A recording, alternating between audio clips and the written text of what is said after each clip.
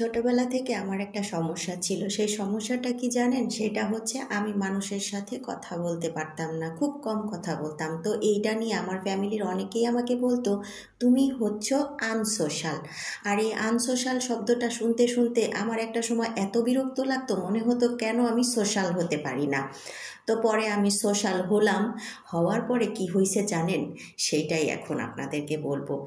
সমাজের মানুষ এত ভালো ব্যবহার আমার সাথে করেছে, আমার জীবনে এত শিক্ষা হয়েছে যে এখন আমার আর সমাজের মানুষের সাথে কথা বলতে ইচ্ছাই করে না। আনসোশ্যাল থাকাই ভালো।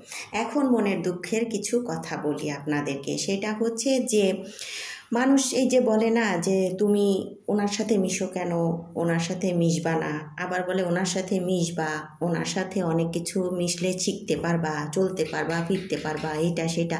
আসলে আমি রিয়েলাইজ করে দেখেছি যে জীবনে আপনি বই থেকে যতটা শিখতে পারেন, সমাজ থেকে আপনি কিছুই শিখতে পারবেন না, আর এটাই বাস্তব।